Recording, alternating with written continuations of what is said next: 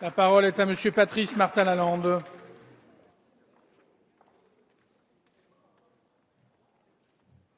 Monsieur le Président, Mesdames les ministres, chers collègues, dans le temps qui m'est imparti, je voudrais m'en tenir à deux questions. La première, c'est le rôle de chef de file qui serait attribué à la région par le nouvel article 3 du projet de loi pour l'exercice des compétences relatives au déploiement des réseaux de communication électronique et de leurs usages. Le deuxième point que je voudrais aborder, c'est l'absence de solution pour sortir d'un conflit opposant un président de communauté de communes à son conseil communautaire. D'abord, pour parler très directement, l'idée de confier aux régions le rôle de chef de file en matière d'aménagement numérique ne me semble pas une bonne idée. Les départements sont en effet déjà fortement engagés puisqu'ils assument l'élaboration et la mise en œuvre de la quasi-totalité des schémas directeurs territoriaux d'aménagement numérique. Les départements jouent aussi un rôle très actif en faveur du déploiement des usages, que ce soit dans les collèges, les bibliothèques, les médiathèques, les nombreux services relevant du Conseil général ou les secteurs comme la domotique pour les personnes âgées ou handicapées.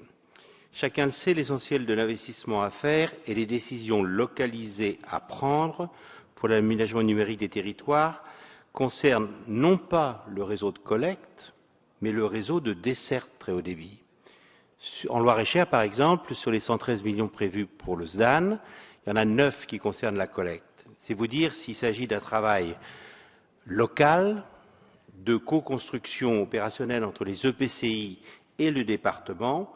Très franchement, le Conseil régional, dans cette question-là, de desserte locale, est trop loin de ce niveau d'analyse et d'action à la parcelle.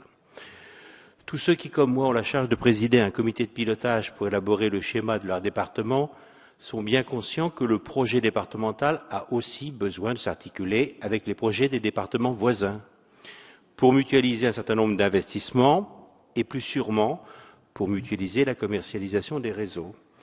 Cette coordination interdépartementale existe déjà et fonctionne très correctement à travers la conférence régionale d'aménagement numérique, coprésidée par le préfet de région et par le président du conseil régional, et au travers des syndicats mixtes ouverts, créés dans beaucoup de départements pour réunir les EPCI, le conseil général et le conseil régional dans une même structure d'aménagement numérique. Je souhaite que nous puissions donc revenir à l'architecture antérieure, conférant aux départements la responsabilité principale de l'aménagement numérique et écartant l'ajout d'un niveau supplémentaire inutile, puisque d'autres outils de concertation interdépartementale fonctionnent. Je souhaite que notre Assemblée renonce à ce qui a été introduit par l'amendement numéro 730 de notre rapporteur.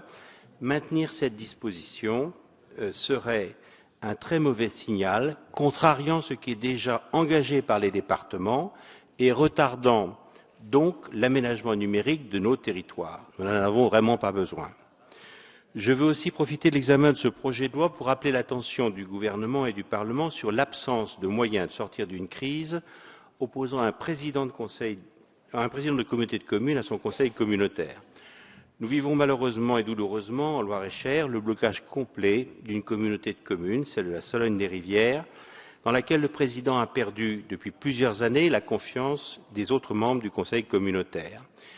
Les conséquences de ce blocage sont très lourdes, projets abandonnés, impossibilité de modifier la répartition des compétences entre la communauté de communes et les communes, du fait du pouvoir de veto du président, également maire de la commune principale, perte de nombreuses subventions par absence de décision pour engager des actions. Lorsqu'un conflit existe dans un conseil municipal, deux solutions sont possibles, la dissolution par décret en conseil des ministres ou les élections complémentaires suite à la démission d'au moins un tiers des conseillers municipaux. La dissolution s'applique certes au conseil communautaire, mais elle n'a jamais été mise en œuvre, et la démission n'est pas une solution dans une communauté de communes, puisqu'elle ne permet pas de renouveler l'exécutif. En effet, la démission d'un membre du conseil communautaire est immédiatement comblée par l'élection obligatoire de son remplaçant, et s'il n'y a pas de remplacement, par la désignation de droit de son maire ou de son premier adjoint. Au mépris de la démocratie, un président peut se maintenir seul contre tous les autres conseillers communautaires. L'existence d'une solution devient d'autant plus indispensable, mesdames les ministres, mes chers collègues, que les communautés de communes couvrent aujourd'hui tout le territoire et exercent des compétences de plus en plus larges. Le blocage d'une communauté de communes est une catastrophe pour le territoire et ses habitants. Merci.